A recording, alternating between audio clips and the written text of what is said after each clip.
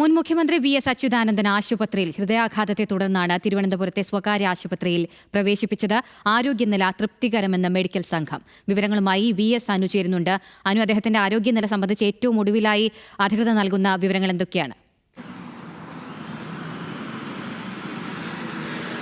അഖില, മുൻ മുഖ്യമന്ത്രിയും മുതിർന്ന CPIM നേതാവുമായ വി.എസ്. അച്യുതാനന്ദനെയും ഇന്ന് രാവിലെയാണ് ഹൃദയാഘാതത്തെ തുടർന്ന് തിരുവനന്തപുരത്തെ സ്വകാര്യ ആശുപത്രിയിൽ പ്രവേശിപ്പിച്ചത്. അദ്ദേഹത്തെ ഇപ്പോൾ വെന്റിലേറ്ററിലാണ് അദ്ദേഹം ഉള്ളത്. പക്ഷേ അദ്ദേഹത്തിന് നില തൃപ്തികരം എന്നുള്ള ഒരു വിശദീകരണമാണ് ആശുപത്രി അധികൃതർ നൽകുന്നത്. ഈ കൊണ്ടുവരുമ്പോൾ തന്നെ ഒരു ഹൃദയാഘാതം ഉണ്ടായിരുന്നു. തുടർന്ന് CPR ഉൾപ്പെടെ നൽകി അദ്ദേഹം ആരോഗ്യനില തൃപ്തികരമാണ് എന്ന കാര്യം പറയുന്നു.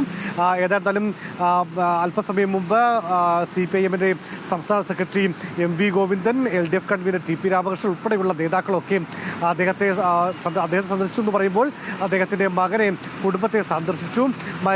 ഈ പ്രായം 102 അടുക്കാൻ വേണ്ടി പോവുകയാണ് VS-ന്. അതുകൊണ്ട് തന്നെ ഏതെങ്കിലും തരത്തിൽ ഇൻഫെക്ഷനോ മറ്റ് പ്രശ്നങ്ങളോ ഉണ്ടാകാതിരിക്കാനാണ് അദ്ദേഹത്തിനെ വെന്റിലേറ്ററിലേക്ക് മാറ്റിയത്. അതുകൊണ്ട് തന്നെ സന്ദർശകർക്ക് കടുത്ത നിയന്ത്രണമല്ല, വിലക്ക് തന്നെയാണ് ഉള്ളത്.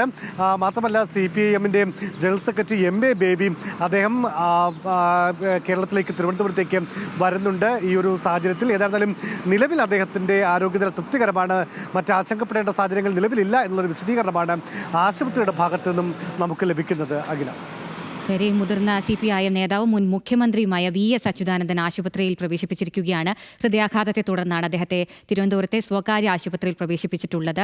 ആരോഗ്യനില തൃപ്തികരമാണെന്നാണ് ലഭിക്കുന്ന വിവരം. വി.എസ്. അനുവാണ് വിവരങ്ങൾ നൽകിയത്.